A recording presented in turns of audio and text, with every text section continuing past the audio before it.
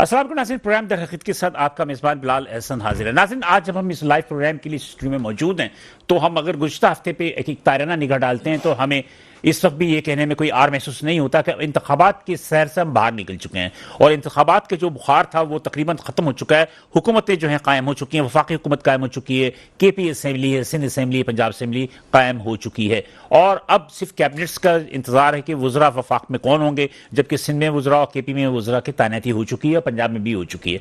अब मईशत की जानिब सबसे बड़ी बात थी कि शहबाज शरीफ ने कल जो पहली तकरीर की उस तकरीर में उन्होंने मईशत पर सबसे ज़्यादा उन्होंने अहमियत दी और फिर उसके बाद उन्होंने मुख्तलिफ कुछ चीज़ों पे जो है उन्होंने मीटिंग्स भी बुलाई। मीटिंग्स में बुलाने के बाद उन्होंने बाकायदा तौर पर FBR की ऑटोमेशन के सिस्टम पर जो बैनुल-अक़वामी तौर पर जो FBR के या टैक्स के कलेक्शन के इदारे हैं उनको उस पर नहज पे बनाने के लिए उन्होंने बाकायदा तौर पर उसकी मंजूरी दी, PIE की निजकारी की मंजूरी दी और बहुत सारे उन्होंने मसाइल किए। लेकिन सवाल ये पैदा होता है कि क्या इस वक्त जो सबसे ज्यादा हमारे पास जो पैनिक है वो पैनिक ये है कि एक तो हमारे पास कुछ दिनों में ही मेरे ख्याल में अगले हफ्ते हमारे पास माह रमजान मुबारक की आमद हो जाएगी। माह रमजान मुबारक की आमद के बाद यकीनी तौर पर जो वो तैयारी बजट की शुरू हो जाएगी और जून तक जो है पाकिस्तान को $24 अरब के कर्ज जो है वो अदा करने हैं। तो ये कर्ज हम कहां से अदा करेंगे, जबकि $6 अरब के लिए हम IMF की जानिब रुजू करने का शहबाज शरीफ ने इंदिया दिया है। उन्होंने कहा है कि हम $6 अरब के लिए एक नए पैकेज के लिए जाएंगे। अब सवाल है कि महंगाई की जो अपनी सूरत हाल है, जो गिराने की अपनी सूरत हाल है, उससे आवाम बहुत परेशान है। पेट्रोलियम मसनूआत की कीमतों में भी इजाफा कर दिया गया, गैस की कीमतों में बेपनाह इजाफा हो चुका है। इसके अलावा दीगर जो मसले हैं, मसाइल हैं, आज भी site association, Korangi industrial association ने प्रेस रिलीज दी, कराची चैम्बर ने प्रेस दी कि गैस की जो बहुत ज़्यादा क्राइसिस होने के बावजूद जो है वो उसकी प्रेशर में कमी की वजह से जो है इंडस्ट्रीज बंद हो रही हैं। लेकिन ये सब अपनी जगह, ये लार्ज मैन्युफैक्चर सेक्टर की बातें हैं। हम अगर नीचे आ जाते हैं एसएमईज में नीचे आ जाते हैं तो जिसमें कि हमारे देख रहे हैं कि गिराफ फरोशी की जो सूरत हाल है, आटे की कीमत, चीनी की कीमत या दीगर अशिया खुरनोश की कीमतें जो है वो यकीनी तौर पर हमारे लिए एक ऐसी वबाल जान बनती जा रही हैं जिससे कि अवाम भी जो है वो बहुत ज़्यादा जो है इस पर परेशान भी है। लिहाजा आज हम इस पर फोकस ज़्यादा करेंगे कि गिराफ फरोशी के हवाले से भी और सारी चीज़ों के हिसाब से। आज कमिश्नर कराची ने CM वज़ीर आला सिंध की हिदायत पे बड़ा सख्त किस्म की मुख्तलिफ मार्केटों में उन्होंने प्राइस चेकिंग की और जिसका रद्दअमल ये आया कि होलसेल ग्रोसर्स एसोसिएशन यानी कि जोड़िया बाजार के ताजिरों ने हड़ताल कर दी और 3 घंटे तक उन्होंने अलामती हड़ताल की और दुकानें बंद कर दी। दुकानें बंद करने की वजह से यकीनी तौर पर कराची के मुख्तलिफ इलाकों में जितने भी रिटेलर्स थे उन्हें सामान नहीं मिला, जो कि एक अलग पैनिक है। इसके अलावा मुख्तलिफ जो रमज़ानों के हवाले से जो प्राइस लिस्टें आई हैं उस प्राइस लिस्टें पर भी ताजिरों ने तहफ़्फ़ुज़ात का इजहार किया है। तो यकीनी तौर पर हम उस पर भी बात करते हैं और मेरा ख्याल है कि हम कोई लम्हा ज़ाया किए बिना हम पहले अपने मेहमानों साहब का तारुफ करा दूं, उसके बाद हम मज़ीद आगे बढ़ेंगे। तो आज हमारे पहले मेहमान हैं जनाब शेख तहसीन साहब। शेख तहसीन साहब को आपने पहले भी मेरे प्रोग्राम में देखा होगा, लेकिन ये कम आते हैं और काफ़ी से ज़्यादा जो है वो कमगो शख्सियत भी मैं इनको कहता हूँ, ये कम बोलते हैं। शेख तहसीन साहब जो है ये हैं सदर कराची हैं sweets and nimko and sweets bakers association से और साबिक सदर फबाटी भी हैं और अभी प्रोग्राम में बैठने से पहले कह रहे थे कि मैं सिंध फूड अथॉरिटी का मेंबर भी हूं। तो thank you Sheikh for coming. और मेरे दूसरे मेहमान हैं जनाब महमूद रंगून वाला। ये पहले भी मेरे प्रोग्राम में यहाँ तशरीफ लाए, बड़े निकाटी के north Karachi association of trade and industry के साबिक सदर थे ये और अब ये एक लार्ज मैन्युफैक्चर सेक्टर की जाने गए हैं, टेक्सटाइल की सनत से भी ताल्लुक़ रखते हैं। इसके अलावा दीगर बहुत सारे कारोबार में इन्होंने हिस्सा डाला हुआ है और मतलब ये कि शायद कि मुझे भी नहीं मालूम होता, लेकिन उन्होंने जब बताया तो मुझे पता चला। थैंक यू रंगून वाला साहब, महमूद भाई। और मेरे तीसरे मेहमान हैं जनाब यंग एनर्जेटिक एम रहमान साहब। एम रहमान साहब जो हैं वो अपनी जो फील्ड है इनके रियल्टर्स एसोसिएशन के सदर हैं और कराची रियल्टर एसोसिएशन के सदर हैं और इनको अपने फील्ड पे बड़ा ही उबूर हासिल है और बड़े ही इन्होंने आदाद और शुमार के साथ जो ये चलते हैं और इनकी गुफ्तगू सुनने में आपको बहुत अच्छा भी लगेगा।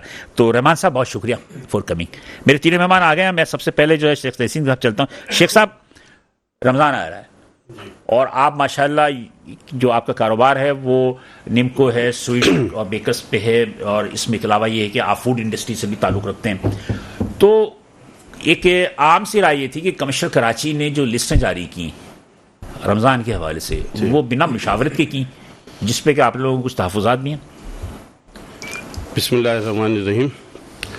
ये जो आपने बात की रमज़ान के हवाले से और महंगाई के हवाले से, इसमें हमारी एसोसिएशन का ये मौक़िफ़ है कि तमाम लोग अपने जो मेंबर्स हैं उनको यही ताकीद होती है और सबको ये कहा जाता है कि रमज़ान मुबारक में किसी चीज़ के रेट नहीं बढ़ाने। हालांकि अक्सर ये होता है कि रमज़ान मुबारक में रॉ मटेरियल चाहे वेजिटेबल है, मीट है और दूसरी चीज़ें महंगी हो जाती है, लेकिन हमारा मौक़िफ़ ये होता है कि रेट नहीं बढ़ाने बल्कि मुख्तलिफ चीज़ों में हम कम भी करते हैं।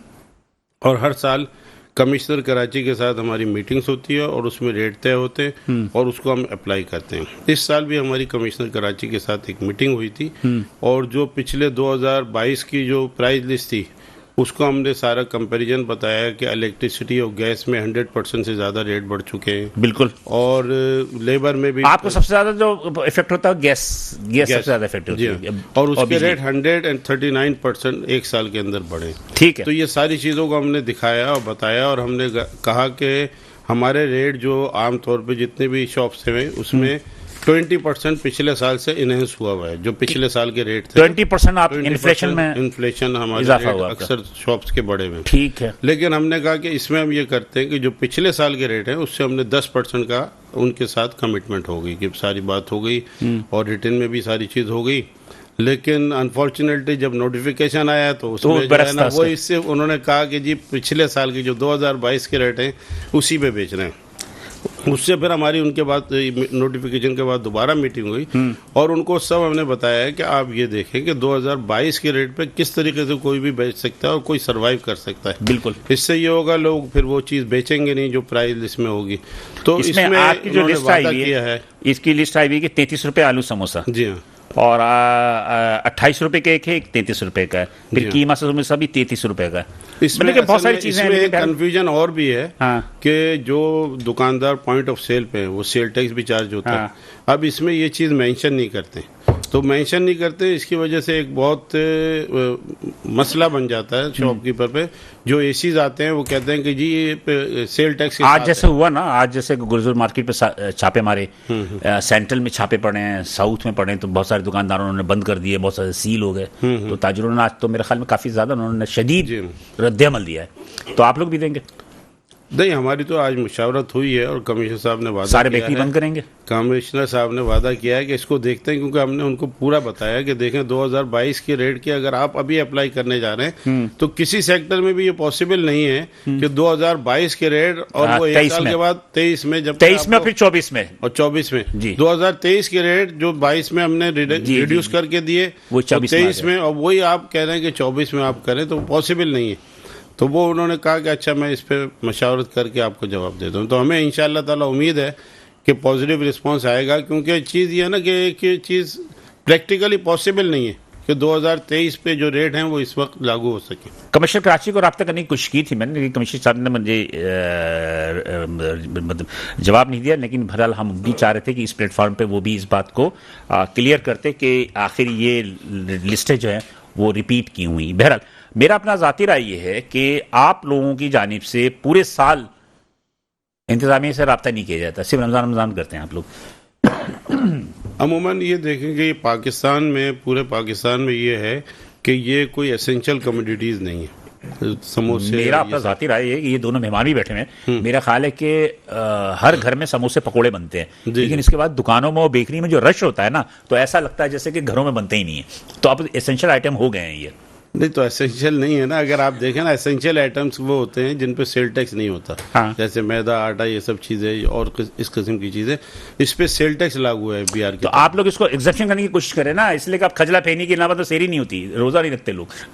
नहीं, उसमें भी हमारी कोशिश ये होती है कि जो कम से कम रेट है जो हम पूरे साल बेचते हैं उस वक्त हम क्वालिटी की भी बात होती है, रिड्यूस भी करते हैं, क्वालिटी भी बात होती है। फिर जो पॉइंट ऑफ सेल पे जितने भी दुकानदार हैं वो 100% रसीदें देते हैं। तो हमने कमिश्नर साहब से यही कहा कि जो लोग टैक्स की रसीद दे रहे हैं और इनवाइस दे रहे हैं तो उनको उसके प्लस होना चाहिए। तो वो उसको उन्होंने एग्री किया, लेकिन वो लिख के नहीं दिया है। तो लिख के जब नहीं देते हैं, जो कमिश्नर एसीज आते हैं तो वो उस पर जो है ना वो तस्लीम नहीं करते। तो आप लोगों को तहफ़्फ़ुज़ात हैं इस पे? तहफ़्फ़ुज़ात हैं, और इंशाल्लाह आज जो मीटिंग हुई है तो उससे पॉजिटिव लग रहा है कि इंशाल्लाह ताला बेहतरी आएगी। ठीक है। महमूद भाई बड़े गौर से सुन रहे थे आप इनकी गुफ्तगू ना, अब बात ये होती है कि ये वो हैं तहसीन भाई वगैरह या हमारे अपने भी जितने भी शहर में मिठाई की दुकानें हैं, बेकर्स हैं, मेरे ख्याल में ए क्वालिटी की भी हैं, बी क्वालिटी की भी हैं, सी क्वालिटी की भी हैं, सब कुछ है। लेकिन अब मतलब ये कि एक एज ए पर्सन आप बिजनेसमैन अपने को ना एक आम आवाम सोचें, एक आम आवाम की हद तक आप क्या समझते हैं कि क्या गैस की कीमतें बढ़ गई, बिजली की कीमतें बढ़ गई, पेट्रोलियम की कीमतें बढ़ गई, एक एज ए आवाम होने के नाते ताजिर बाद में रखिएगा अपने आप को, क्या आप समझते हैं कि महंगाई इस दफ़ा ज़्यादा होगी या आप समझते हैं कि हुकूमत कुछ कंट्रोल कर लेगी? मैं ये कहता हूँ कि देखिए, जब आपके पास आपकी यूटिलिटीज़ की वैल्यू बढ़ जाए ना, और इतनी ज़्यादा, जैसे अभी इन्होंने कहा 129%, जो मुझे भी शायद इंफॉर्मेशन नहीं थी कि 129% गैस के प्राइस इंक्रीज हुए एक साल के अंदर। मेरा ख्याल है 267%। 5 सेक्टर में ये भी है। जी तो ये देखिए कि अगर ये कहाँ एब्जॉर्ब होगा, कहाँ से जाएंगे? ये जाहिर बात है, यकीनन कॉस्ट ऑफ लिविंग तो बढ़ेगी, चीजों की कीमतें आप तो टेक्सटाइल की सनत से वाबस्ता भी है ना, टेक्सटाइल तो आपके तो गैस की सबसे ज्यादा होगा, कैपेटिव पावर भी आप इस्तेमाल करते होंगे, तो यकीनी तौर पे आपको तो गैस की कीमतों का जो सबसे ज्यादा इफेक्ट होता है। मेरे ख्याल पे एक ये जो आम कमर्शियल जो ताजिर है ये, और आपके जो गैस इस्तेमाल कर रहे हैं टेक्सटाइल की सनत, जी, तो आप क्या समझते हैं कहाँ जा रहा है पाकिस्तान? देखिए, हालात तो मुश्किल है, ठीक है, और फिर नई गवर्नमेंट आ गई, बड़े बड़े दावे। नहीं, देखिए, ये जो अभी मैं समझ रहा हूँ, जो अभी आपने क्वेश्चन किया नई हुकूमत का, तो मैं समझता हूँ जो अभी नई हुकूमत बनी है, जो नया सेटअप बना है, अगर वो बर्दाश्त के साथ, इत्तेहाद के साथ और नेक नीयत के साथ अगर ये चाहे कि इकोनॉमी सही हो जाए तो हो सकती है। नहीं, मुझे तो ऐसा लगा शहबाज शरीफ की और कल तकरीर से ऐसा लगा कि कुछ शायद कि इस दफा बहुत नेक नीति के साथ काम करेंगे। ये उम्मीद तो अल्लाह की ज़ात से यही है, और मैं समझता हूँ कि बड़ा अच्छा सेटअप बना है। मगर मैंने साथ साथ ये कहा कि बर्दाश्त, ये इसलिए कहा मैंने कि अभी हमारी सियासी पार्टियों में, बल्कि हम पूरे ऐसा कौम ही हमारे में बर्दाश्त खत्म हो गई है, तो ऐसा सियासी पार्टी में ज्यादा नजर आता है। जो हमारी असेंबलियों के जो हालात नजर आते हैं उससे हमें ऐसा लगता है कि बर्दाश्त तो हमें है ही नहीं। एक आम आदमी की भी यही तासुर है। हाँ, एक आम आदमी की भी तासुर यही है कि अगर बर्दाश्त नहीं हुई ना तो ये हुकूमत 6 महीने से ज्यादा नहीं चलती। मैं भी ये कह रहा हूँ, इसीलिए मैंने कहा कि पहले बर्दाश्त का, बाद में मैंने इत्तेहाद का, बाद में मैंने कहा नेक नीयती, क्योंकि जरूरत इस बात, इत्तेहाद तो हो गया है अल्हम्दुलिल्लाह, बर्दाश्त भी मुझे लग रहा है कि हो जाएगा मामलात को, मगर अभी असेंबली की सूरत हाल है उसमें हमें चाहिए जब हालात खराब हो, मुश्किल हालात हो ना, तो चाहे एक एज ए इंडस्ट्रियलिस्ट जो है, इंडस्ट्रियलिस्ट जो जिसमें कराची चैम्बर भी है, फेडरेशन भी, इन्होंने तो बड़े सख्त बयान दिए हैं। आप क्या समझते हैं कि क्या आप अपने कारोबार को, या इंडस्ट्रियलिस्ट कारोबार को अपने, या ताजिर अपने कारोबार को बढ़ा सकेंगे या शटडाउन की तरफ जाएंगे? देखिए, इस वक्त जो सूरत हाल है वो तो शटडाउन वाली है, मगर जो उम्मीद है, और जिस तरह अभी आपको पता है कि जिस तरह FBR को अभी पहली मीटिंग के अंदर प्राइम मिनिस्टर अपने 64 अरब रुपए इमीडिएट रिलीज कर दिया, और 30 अरब रुपए इंशाल्लाह रिफंड की बात करो। देखिए, ये पैसे हमारे, कोई एहसान नहीं है एक्सपोर्टर पे, मगर एक मेहरबानी उनकी ये कि उन्होंने हमको और 100% कर दिया ना, 100% कर दिया ना, 64 अरब तो दे, इसके अलावा 30 अरब रुपए बाकी है जो डेफर केसेस है, वो इंशाल्लाह 30 दिन में हो जाएगा। ये बहुत बड़ी बात है कि 64,000 बिलियन रुपीस जो उन्होंने दिए। मैं ये कह रहा हूं, ये हमें अप्रिशिएशन भी करनी चाहिए कि जो चीज अच्छी हो, इससे एतमाद बढ़ा ना, आपसे एतमाद बढ़ा, और ये पैसा रिवॉल्व होगा। देखिए, ये पैसा इनडायरेक्टली या डायरेक्टली बिजनेस में आएगा ना, हमारे पास तो नहीं रहेगा, तो उससे भी इकोनॉमी को एक इफेक्ट आता है। ठीक है, तो मतलब ये आप समझते हैं कि मैं बहुत पूरी उम्मीद हूँ इस हुकूमत से, मैं बहुत ज्यादा पूरी उम्मीद हूँ। आप लोग क्या चक्कर है, तहसीन भाई भी, आप भी बड़े मशवरा करके आए क्या? मतलब कि जो चीज अच्छी हो रही इसकी तारीफ करनी चाहिए। चले जी, रहमान साहब जो है ना वो मुतमईन नहीं, ना PDM की हुकूमत से मुतमईन थे, ना मौजूदा हुकूमत से, इसलिए आपकी जो सेक्टर में उसके लिए तो मेरा ख्याल है कि बिल्कुल ही खत्म हो गई तकरीबन। सबसे पहले तो बिलावल साहब आपका शुक्रिया। बहुत शुक्रिया सर, बहुत शुक्रिया, थैंक यू। देखिए, मैं पहले भी कह चुका हूँ कि इस वक्त हमारा पहला मसला भी मवेशियत है, हाँ, हमारा दूसरा मसला भी मवेशियत है, और हमारा तीसरा मसला भी मवेशियत है। अभी इंटरिम गवर्नमेंट गई, वही लटकती तलवार के आप डिफ़ॉल्ट की तरफ फिर जा रहे हैं, और आपको IMF का प्रोग्राम लेना पड़ेगा। तकरीबन तमाम इकोनॉमिस्ट यही कह रहे हैं, और आपने 3 सालों में तकरीबन $75 बिलियन वापस करने हैं जो आपने कर्ज की सूरत में। $25 बिलियन एक साल में 24, हाँ, जून नेक्स्ट 25, फिर नेक्स्ट 25, 3 साल की मैंने बात की। हाँ, 3 साल में करना पड़ेगा। 3 साल में आपने $75 बिलियन वापस करने हैं। अच्छा, अब जो गवर्नमेंट आई है, अब माशाल्लाह शहबाज शरीफ, मुस्लिम लीग नून, नवाज शरीफ कितनी बारियां ले चुके हैं, इस तरह पीपल्स पार्टी कितनी बारियां ले चुके हैं, और माशाल्लाह सब ने कमा लिया। पाकिस्तान को भी कमाने दें, पाकिस्तान के अवाम को भी कमाने दें, पाकिस्तान बच जाएगा, आप भी बच जाएंगे, आपकी सियासत भी बच जाएगी, और खुदा ना सा पाकिस्तान को कोई नुकसान पहुंचा तो आपको। अच्छा, आप ये चाह रहे थे कि इनके अलावा किसी की और की गवर्नमेंट आनी चाहिए थी? देखें, चले जो भी आए, अब तो तकरीबन सब ने हल्फ भी ले लिया, हर एक ने अपनी जगह पर अपनी रियासत बना ली। खैबर पख्तूनख्वा में पीटीआई की रियासत बन गई, कराची में, सिंध में पीपल्स पार्टी की रियासत बन चुकी है, पंजाब में जो है मुस्लिम लीग नून की रियासत बन चुकी है, बलूचिस्तान में मिक्स प्लेट है, में जो मिक्स प्लेट चली जाती है, तो हर जगह पर अपनी अपनी रियासत सेटल्ड हो चुकी है। अब आप कोशिश करेंगे पाकिस्तान को भी सेटल्ड करें, पाकिस्तान की मईशत को ठीक करें।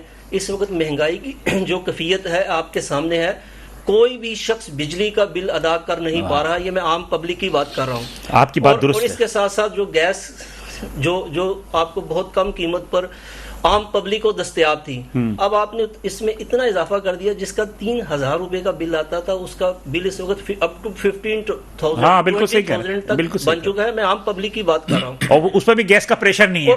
उसके बाद महंगाई की जो कैफियत है, मैं रियल एस्टेट सेक्टर की बात करूं कि हजारों रियल्टर्स जो हैं इस वक्त बेरोजगार हैं। पाकिस्तान की ये second largest job provider industry थी, लेकिन इस वक्त हम जब कैफियत देखते हैं कराची की खसूसन या दीगर मुल्क की कैफियत देखते हैं, तो बहुत लोग बेरोजगार हैं। और जितने भी बिल्डर्स हैं वो कोई भी वहां पर काम एक इक्का दुक्का बिल्डर्स काम कर रहे हैं और बाकी जगह पर काम बंद है। अच्छा, इसी बेरोजगारी की मैं बता दूं कि इसी बेरोजगारी की वजह से कुछ कल जो है वो न्यू कराची में एक बाप ने 2 बेटों के साथ आतिशबाजी कर ली। सर, ये शर्म का मकाम है, हुक्मरानों के लिए भी शर्म का मकाम है, एज ए कौम हमारे लिए भी शर्म का मकाम है कि लोग भूख की वजह से खुदकुशी कर रहे हैं, और ये लम्हा फिक्रिया है। अच्छा, अब आपका मसला क्या है? मसला मईशियत है। अच्छा, मईशियत के लिए आपने किस सेक्टर को लेकर चलना है, ये सबसे पहले आपने सोचना होगा। देखें, रियल एस्टेट एक ऐसा सेक्टर है जो मदर ऑफ द इंडस्ट्रीज है। बिल्कुल, अगर ये सेक्टर चलेगा तो तमाम इंडस्ट्रीज भी चलेंगी पाकिस्तान की, और इंडस्ट्रीज के साथ साथ जो सबसे अहम नुक्ता है वो ओवरसीज पाकिस्तानीज हैं। बिल्कुल सही कह रहे हैं। मैं जरा एक ब्रेक की तरफ जाऊंगा, ब्रेक के बाद वापस आएंगे तो आपकी हम दोबारा वो देखेंगे। नाज़रीन, यहाँ पे एक छोटा सा ब्रेक लेना है मुझे, ब्रेक के बाद दोबारा हाजिर होते हैं, तो गुफ्तगू जारी रहेगा, साथ रहिए। वेलकम बैक नाज़रीन, प्रोग्राम दरख़्त में हम दोबारा हाजिर हैं, और इस वक्फे में जाने से कबल मेरी तहसीन साहब से बात हुई। तहसीन साहब, वो रहमान साहब जो गुफ्तगू कर रहे थे, तो मैं समझ रहा रहमान साहब अपनी गुफ्तगू खत्म कर लें जल्दी से, तो ताकि मैं आगे बढ़ूंगा। देखें, ओवरसीज रेमिटेंसेस 2022 में 31.4 बिलियन, अभी तो कम हो गई। 2023 में आपका $4 बिलियन कम हुआ, यानी कि जो आप हर साल 10 से 15% इजाफा होता था ओवरसीज रेमिटेंसेस में, वो कम हुआ। इसके साथ अभी पहली तिमाही में आपका 20% ओवरसीज रेमिटेंसेस कम हुए लास्ट ईयर के मुकाबले। जी, बिल्कुल सही कह रहे हैं। दिस मीन्स आप पीछे की तरफ जा रहे हैं, क्योंकि आप अदायगियों के काबिल सिर्फ उसी सूरत में होते हैं जब ये पाकिस्तानी ओवरसीज रेमिटेंसेस भेजते हैं, और ओवरसीज जो रेमिटेंसेस भेजते हैं वो सबसे ज्यादा रियल एस्टेट में लगता है। आपकी गलत पॉलिसी 65% देखे रियल एस्टेट में लगता है। रहमान साहब, एक चीज मैं कहूं, अगर आप रियल एस्टेट की बात करते हैं तो सिंध में रियल एस्टेट यानी कराची या सिंध में नहीं है, पंजाब में तो चल रहा है रियल एस्टेट, रमादम है। सर देखें, प्रोजेक्ट भी आ रहे हैं वहां पे। देखिए, हम बात करें पाकिस्तान की, चाहे पंजाब है, चाहे कराची है, चाहे इस्लामाबाद है, बात यह है कि आपका 65% रियल एस्टेट की वजह से मुल्क में आता है। अब आपकी गलत पॉलिसीज की वजह से आपने गलत टैक्सेस लगाए, 7E का एक ऐसा टैक्स लगाया जिसकी वजह से पाकिस्तानियों ने यहाँ रेमिटेंसेस भेजने कम किए, और आपकी मईशियत पे असर हुआ। आपने उसकी अर्निंग कितनी थी, 60 बिलियन पाकिस्तानी रुपीज होगी या 80 बिलियन पाकिस्तानी रुपीज होगी, उसके लिए आपने 4 बिलियन डॉलर्स का नुकसान किया अपना। इसके साथ साथ इस तिमाही में नुकसान किया, तो आपकी पॉलिसीज ठीक नहीं है।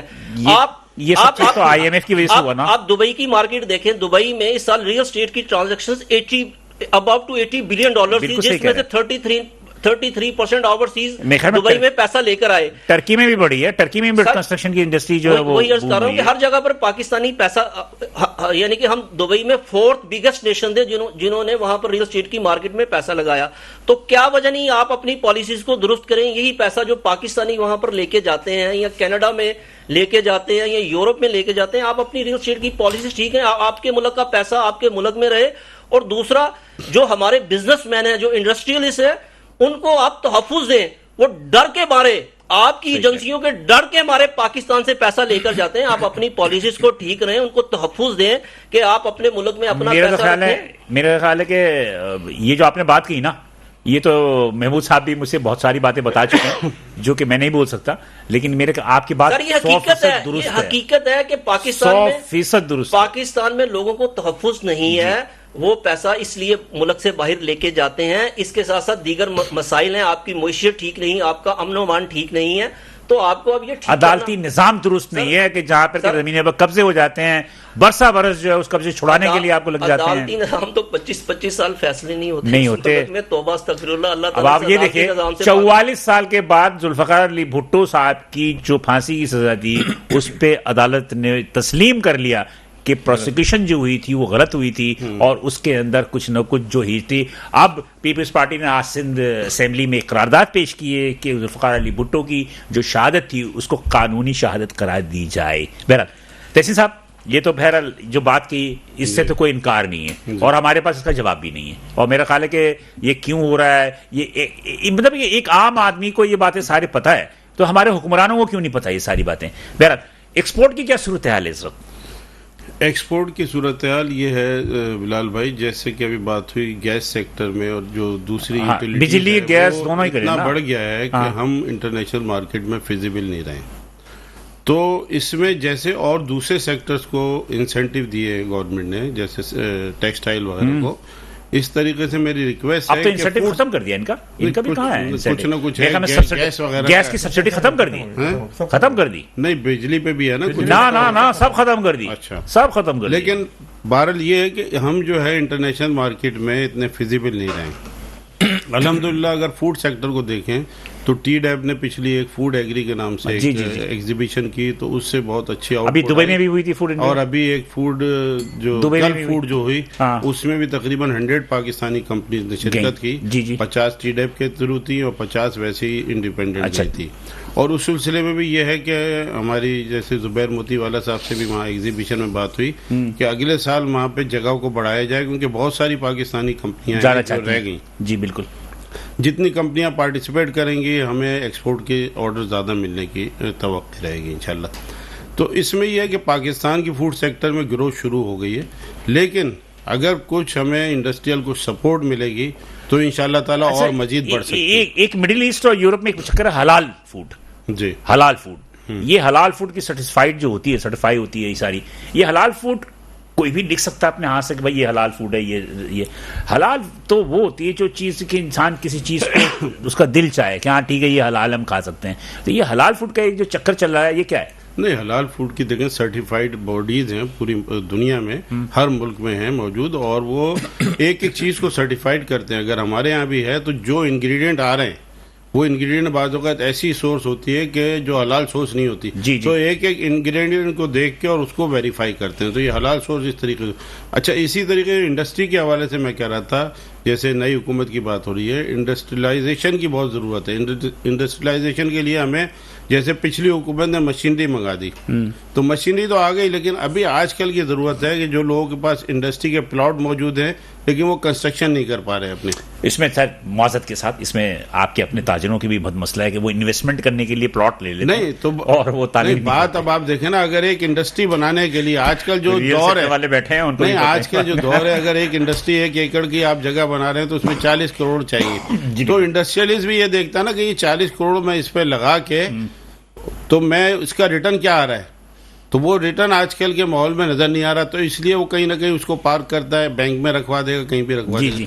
तो इसमें अगर गवर्नमेंट सब्सिडाइज रेट पे अगर ये कंस्ट्रक्शन के लिए मतलब जमीन दे, नहीं जमीन तो है, अगर जिसके पास इंडस्ट्री के पास जमीन है, कंस्ट्रक्शन के लिए लोन दे सब्सिडाइज रेट पे, तो आपको तो मेरे ख्याल पे मिल तो जाता है ना, बैंक से तो मिल जाता नहीं है। नहीं, वो आजकल क्या अगर 20 22 25 26% में 25 से मिलेगा 26%, तो वो तो फिजिबल ही नहीं है ना, वो कैसे पे आप करेगा? कह रहे हैं सब्सिडाइज हो। सब्सिडाइज हो। अच्छा, उसमें जैसे मशीन जो लेते हैं तो बाहर ही सरमाया जा रहा है ना, इसमें सरमाया भी यहीं रहेगा ये और बात यहीं तो पे वही- मैन पावर भी तो भाई वही यूटिलाइज होगी। वही रियल्टर्स की बात आ गई ना, कंस्ट्रक्शन की बात आ गई ना। जी हाँ। कारखाने में बनेंगे तो वो भी कंस्ट्रक्शन ही होगा ना, जी हाँ, उसमें वो यही तो कह रहे हैं ना कि उसके अंदर फिर राज है, मजदूर है, वो मिस्त्री सारे है, यूटिलाइज बड़ा होंगे। ये सारे लोग जो है ये सारे कॉम्प्रिहेंसिव तौर पे एक तो ये करेंगे। रोजगार भी मिलेगा। हाँ। और दूसरा जो मैंने कहा, एक्सपोर्ट बढ़ाने के लिए अगर कुछ सब्सिडी देंगे तो इंशाल्लाह ताला हम वैसे एक दुनिया बात में जो मैं यहाँ compete कर कहना सकते चाह रहा हूँ कि रियल एस्टेट कंस्ट्रक्शन के साथ साथ अगर सबसे ज्यादा जो एलाइड और कॉम्प्रिहेंसिव तौर पर जो नौकरी देता है ना, वो फूड सेक्टर है। फूड सेक्टर में ये बहुत सारे लोग जो है ना स्टेक वो आपस में जुड़े हुए होते हैं। जी महमूद भाई, क्या कहेंगे ये इंडस्ट्रियलाइजेशन के ज्यादा खुल के बात करें ना यार। खुल के बात कर रहा हूँ, मैं ये कह रहा हूँ कि अभी इन्होंने जो कहा है ना, हाँ। देखिए एक चीज मैं आपको बता दूं, इस मार्कअप रेट पे जो अभी प्रेजेंट मार्कअप रेट है, हाँ। इस पे तो इंडस्ट्री नहीं लगी नहीं सकती। ये तो आप, और अभी तहसीन भाई ने जिस तरह कहा, मैं इनके 100% बात पे एग्री हूँ कि लोग कहेंगे इंडस्ट्री बंद कर दो, वो बेच के वो पैसा बैंक में रख दो। हाँ, जो रिटर्न वहां से है यहाँ इंडस्ट्री से आज नहीं है, तो ये तो आप अपने मुल्क को बेरोजगार कर देंगे, लोग बेरोजगार हो तो जाएंगे। भाई तो बात ये है ना कि आप भी के सर पर तो आईएमएफ की तलवार लटकी है ना। ये जितनी भी रेट बढ़ रहे हैं, ये जो 22% आपका सरल सूद है, ये तमाम तो आईएमएफ के कहने पे हुआ है ना सारा कुछ।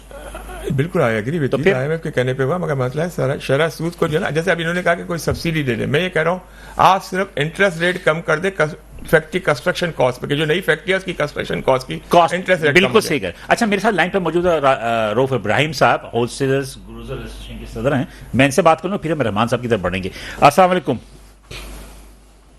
रऊफ साहब। अस्सलाम वालेकुम। वालेकुम अस्सलाम। सर जी, क्या कर दिया आज बड़ी, मतलब कि गुजर मार्केट, होलसेल मार्केट को बंद कर दिया, हड़ताल कर दी, बड़े गुस्से में नजर आए आप लोग, वजह क्या है? नहीं सर, देखें, हमने 2 घंटे की अलामती हड़ताल की थी, जी ना कि हम कोई बंद करने वाले लोग हैं। ठीक है। हमने अलामती हड़ताल इसलिए की कि जब आप एक चीज कोस्टिंग में आती नहीं है, इससे कम रेट में कैसे बेचेगा बंदा? जी जी 3.5 करोड़ आबादी का ये शहर है, जिसमें यूटिलिटी स्टोरेज से बहुत महंगा, डबल के करीब भाव में बिक रहा है, तो हाँ। हमें आप देने आधा रेट करने। तो मुझे आप बताएं कि सब्सिडाइज इदारे को इतनी फेवर, और जो हमारी होलसेल है, हम बोलते हैं भाव टू भाव बेच देंगे हम। भाई, हम कोई नफा नहीं कमिश्नर रखना कराची चाहते। ने 123 रुपए पर केजी का आपको रेट दिया जी सर। और 223 रुपए रिटेल प्राइस, 130 रुपए रिटेल प्राइस। ओके, किस चीज का आप पूछ रहे हैं? चीनी का। चीनी का आप हमसे बात करें। हाँ देखिए, उन्होंने होलसेल की जो प्राइस फिक्स की है हाँ वो 123 रुपए की है। जी जी जी अब आप मुझे बताएं कि जब एक्स मिल 33.5 रुपए, 133 रुपए है, तो होलसेल में वो 36 रुपए में बिकती है, 136 में वो कैसे बेचेगा? आप मुझे बताएं, हजारों टन आता है यहाँ। नहीं रऊफ साहब आपकी मुशावरत तो हुई थी ना कमिश्नर कराची से? नहीं सर, ये चीनी पे रेट का आप बात करेंगे हाँ, तो हमारी मुशावरत सब पे ही हुई थी। फिर जब वो मीटिंग होनी थी, मीटिंग होने के बाद उनको वजीर आला हाउस जाना था, हाँ। तो उन्होंने कहा हम बाद में करेंगे। फिर इन्होंने अचानक इसके अनाउंसमेंट कर दी। वही जब वाली आप बात, इस आप वाली मुद्दे बात है। को शामिल करेंगे तो जल्दी ये मामला हल हो जाएंगे। हम नहीं चाहते हड़ताल या कोई चीज। हम बोलते हैं रमजान मुबारक का बाबरकत महीना है, इसमें हम कोस्ट टू कोस्ट काम करने को तैयार हैं। आप मैकेनिज्म बनाएं, इसका फॉरेंसिक कराएं कि ये रेट गलत है या सही है। अच्छा, क्या हुआ अभी? अब क्या क्या है? इंतजामिया की जानिब से कोई रिएक्शन आया है? उन्होंने कोई यकीनदहानी कराई है? नहीं सर, आज मेरी बात हुई थी डीसी हाँ। साहब से, साउथ से, तो उन्होंने कहा था कि हम कमिश्नर से बात करके बताते हैं आपको। ठीक है, तो मतलब अब रिवाइज बात होगा। करते हैं। देखें, फ्लोर मिल का आटा, पहले बात आप समझें। जी जी फ्लोर मिल के आटे के रेट होलसेल के किए 2.5 नंबर के 123 रुपए। बिल्कुल सही कह रहे हैं आप। देखें, अब इसको जो अब आप कहते हैं कि 120 रुपए में तो आपको होलसेल में मिल रहा है, जी और जो अभी गंदुम आ रही है वो 93 रुपीज की आ रही है जी। गंदुम। जी उसका जो रेट बनता है 113 रुपए बनता है। ये रेट क्यों बढ़े हुए हैं? हम तो ये पूछ रहे हैं। अब ये पूछ रहे हैं हम कि फ्लोर मिल में फाइन आटा होलसेल में 133 रुपए का उन्होंने अनाउंस किया है। इसका 120 रेट होना चाहिए था। वहां जाके उसको कमी नहीं की गई, ना चीनी में किया नहीं, गया कुछ। इन्होंने फ्लोर मिल का आटा जो 2.5 नंबर का जिसको कहते हैं वो 120 रुपए इन्होंने किया है, और होलसेल में इन्होंने 123 रुपए किया है, रिटेल में 128 रुपए।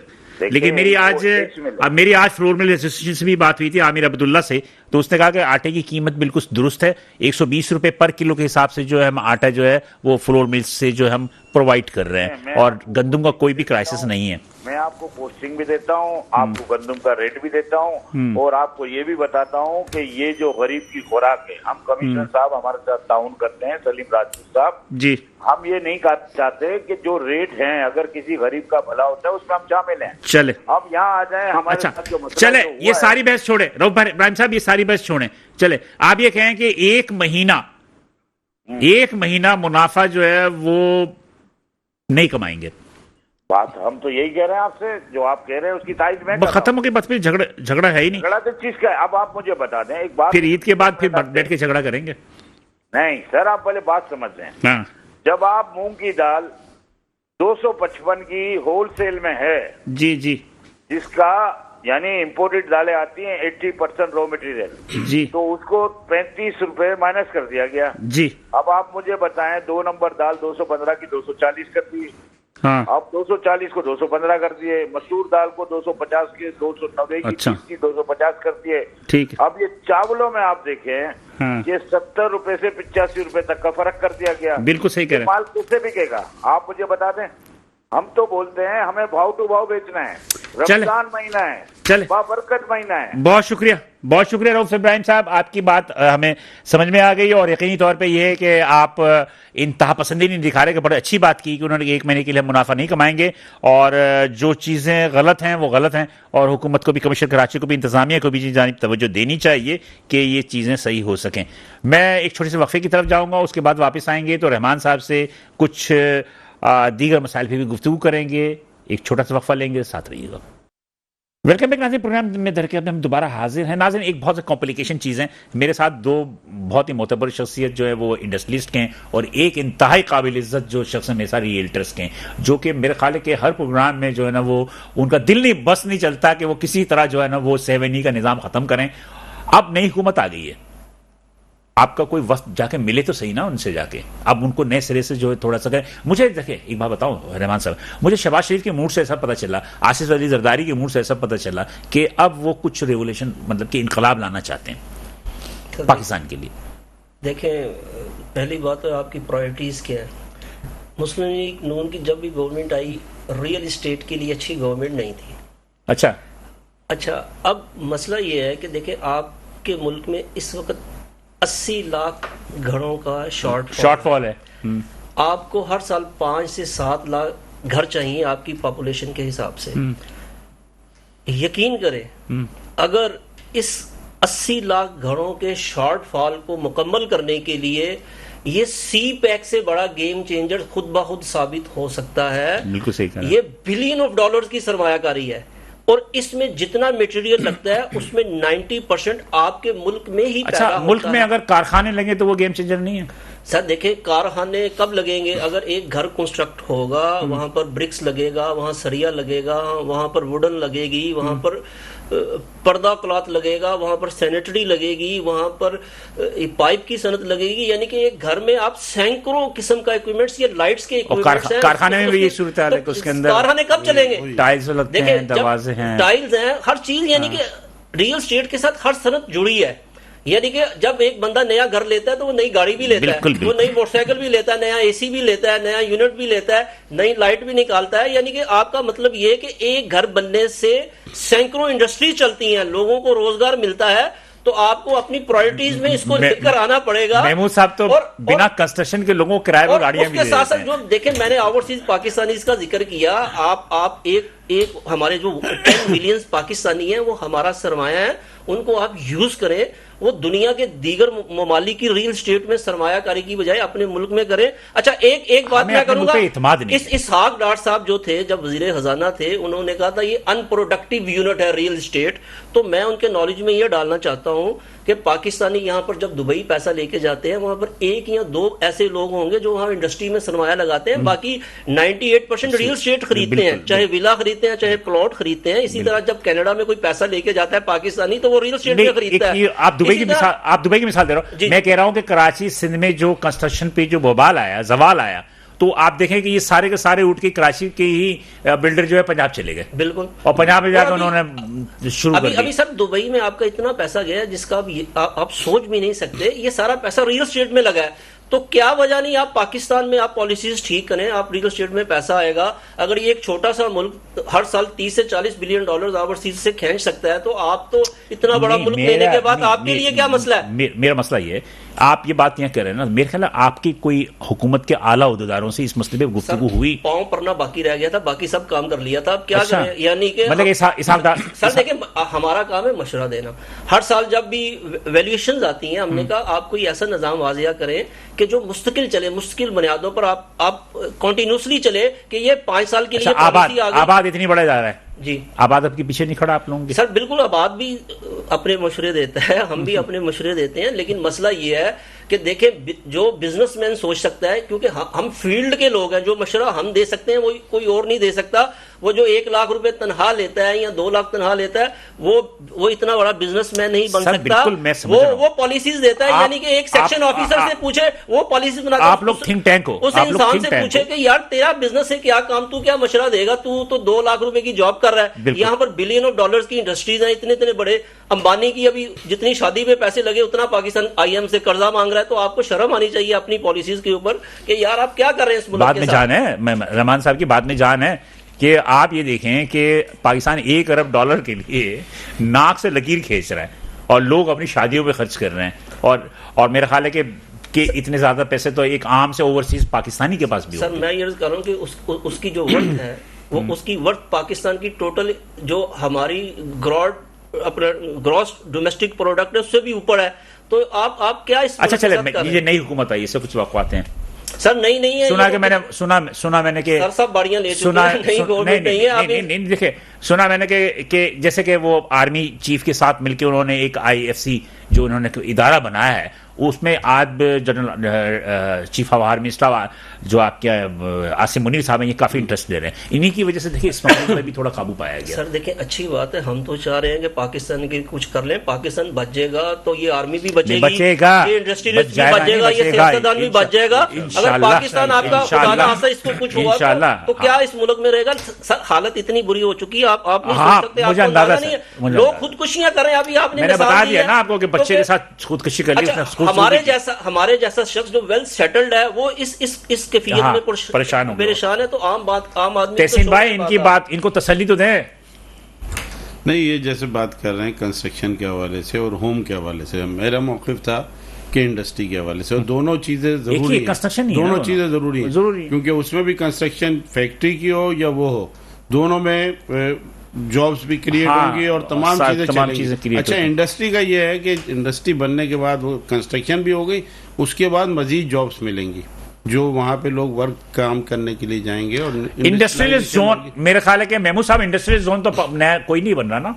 नहीं बन रहे हैं। कहाँ बन रहा है अभी? सीपैक के साथ जो इंडस्ट्री नहीं सीपैक के अलावा भी मेरे ख्याल में एक तो इन्होंने पब्लिक प्राइवेट पार्टनरशिप की तरह उन्होंने मेरे ख्याल में घारो वगैरह में शुरू किए इन्होंने, लेकिन वो प्राइवेट सेक्टर में, प्राइवेट सेक्टर। जब आपका इंडस्ट्रियल स्टेट ही नहीं है तो क्या होगा? बनेगी धाबे जी में एक वो है। हाँ क्या कह रहे हैं बिलाल साहब? इसके लिए देखें पॉलिसीज बनानी पड़ेंगी, आपको स्मॉल इंडस्ट्रीज को फरोग देना पड़ेगा। बांग्लादेश मॉडल या चाइना मॉडल, आप 92 बिलियन रुपीस का आटा बांट देते हैं, तो उनको की सारी जमीनें कब्जा हो गई। सर ये मैं कह रहा हूं, मैं प्रायोरिटी कह रहा हूं, एक मिसाल मुझसे ले लें, प्रायोरिटी क्या? आपने पिछली गवर्नमेंट आई उसने 92 बिलियन रुपीस का आटा बांट दिया, यानी कि लोगों को भीख मांगने पे लगा दिया। यही 92 बिलियन रुपीस आप 92 देहात सिलेक्ट करते, हर देहात के ऊपर 1 अरब रुपए की स्मॉल इंडस्ट्री लगाते, तो ये लोग कहां पहुंच सकते थे? इस पे कुछ उंगलियां लोग उठाते हैं। उसके बाद बैतुल माल आप 456 अरब रुपया आप भीख दे देते हैं लोगों को। इसकी बजाय आप स्मॉल इंडस्ट्रीज लगाएं, देहातों को डिजिटलाइज करें, उनको चाइना की तरह दें, लोन दें उनको। आम जरूरत जो है वो एक्सपोर्ट को हमने बढ़ाना है, एक्सपोर्ट को बढ़ाना, और एक्सपोर्ट को जितना बढ़ाएंगे वो पाकिस्तान के लिए। मैं महमूद साहब से ये पूछना चाह रहा था, आप लोग ही ये जितने भी वेलफेयर अदारे हैं, इनको आप जैसे लोग ही पैसे देते हैं ना, मतलब कि ज़कात की मद में, सदकात की मद में या इमदाद की मद में देते हैं, आप क्या समझते हैं कि ये जो पर डे करोड़ों रुपए खर्च करके लोगों को खाना खिलाया जाता है, इज इट राइट और रॉन्ग? आप इसी इच्छा नहीं है कि एम्पावर करें लोगों को? देखिए जो ये बात जो कर रहे हैं ना, इनकी बात में दम है। बिल्कुल मैं एग्री कर रहा हूं इनकी बात से। हाँ। ये जो कह रहे हैं ना, मैं सिर्फ ये कहता हूं कि अगर गवर्नमेंट ये पैसा हम जिस तरह हमारी इंडस्ट्री में हम ये कह के ये वो अनएम्प्लॉयमेंट जिससे जो लोग हैं ना उनको ट्रेनिंग दे, हम लोग हमारी इंडस्ट्रियों के अंदर ट्रेनिंग दे। बांग्लादेश में ये बड़ा आम प्रोसेस हुआ, बल्कि चाइना ने स्टार्ट किया बेसिकली। तो चाइना का एक कॉन्सेप्ट था कि वो अपने लोगों को जो अनट्रेन लोग थे उनको ट्रेनिंग के लिए इंडस्ट्री जो प्रेजेंट इंडस्ट्री वहां भेजती थे ट्रेनिंग के लिए, और उसकी कंपनसेशन गवर्नमेंट देती थी उन लोगों को। सही है। एक डाटा बनता था और रिकॉर्ड जाता था बाकायदा, इनको हमने ट्रेनिंग, जो ट्रेंड हो जाते थे उनको नौकरी मिल जाती थी। ठीक है, 6 महीने का एक कोर्स हो जाता था। अब जैसे हमारी गारमेंट इंडस्ट्री है, major consumption of the labour है।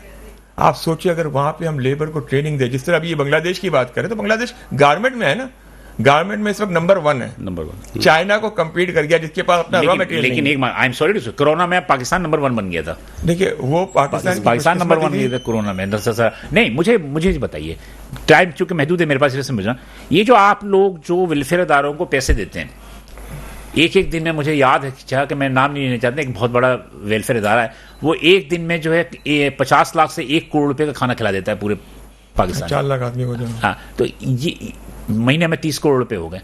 तो क्या इस 30 करोड़ रुपए से आप मखसूस लोगों को हर महीने एम्पावर नहीं कर सकते कि छोटा किसी को कारोबार करा दिया आपने, किसी को आपने स्टॉल लगवा दिए, मैंने कि एम्पावर करें ना। ये जो मतलब ये कि वो खाना खिलाने का सिलसिला, ये जो बात कर रहे हैं जनाब कि बैतुल माल से आपने बांट दिया, ये चीजें मेरे ख्याल पे मुनासिब तो नहीं है।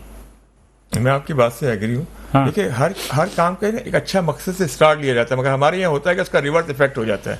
बिल्कुल। अब आप ये देखें ना कि लोग कहते हैं कि जो स्ट्रीट क्राइम कर रहे हैं ना, स्ट्रीट क्राइम, और लोगों को रात को पिस्तौल से वो मोबाइल छीनते हैं, वही जाके दस्तरखान पे खाना खा रहे होते हैं। स्ट्रीट क्राइम के बारे में लेकिन आपकी एक बात से थोड़ा सा इख्तिलाफ भी करूंगा। अगर ये चीज नहीं होगी ना, तो बहुत से लोग जो इसमें, जैसे अभी एक बात की कि उसने खुदकशी कर ली बेटे के साथ, तो ये वाकयात बहुत बढ़ जाएंगे, क्योंकि बहुत से ऐसे घराने हैं जो इस तरीके से अपना सब्सिडाइज करें ना।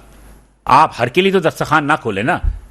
वही बात ये, जैसे महमूद भाई ने कहा कि एक अच्छे जज्बे से शुरू किया जाता है, लेकिन बाद वक्त उसमें थोड़ी चीजें। जरा मुझे आप आखिरी स्टेटमेंट दे दें आप मुझे जल्दी। अगर आप लोगों को एम्पावर्ड करेंगे, स्मॉल इंडस्ट्री लगाएंगे, एक घर को अगर 10 से 15 लाख आप लोन देंगे, तो ये भी आपने उनको एक तरह का बांटा ही है पैसा, लेकिन बांटा किसी अच्छे मकसद के लिए एम्पावर्ड किया। वो बिजनेस करेगा, यानी कि वो हाथ नहीं फैलाएगा किसी के सामने, वो पैसा लेकर आएगा, उससे बिजनेस करेगा।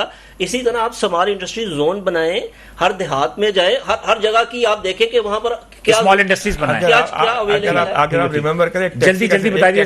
टैक्सी का सिलसिला शुरू किया था नवाज शरीफ के दौर की, याद है मुझे, जहां तक याद है ना, उसमें यह था एम्पावर ही करना था लोगों को, मगर उसका क्या असर हुआ आपके सामने? वो साहब नहीं बात। जी शेख साहब। तो जो मैंने कहा इंडस्ट्रियलाइजेशन के लिए कि अगर एक सब्सिडाइज रेट पे, कम रेट पे अगर लोन दिया जाए कंस्ट्रक्शन के लिए, फैक्ट्री के लिए, तो उससे रोजगार मिलेगा।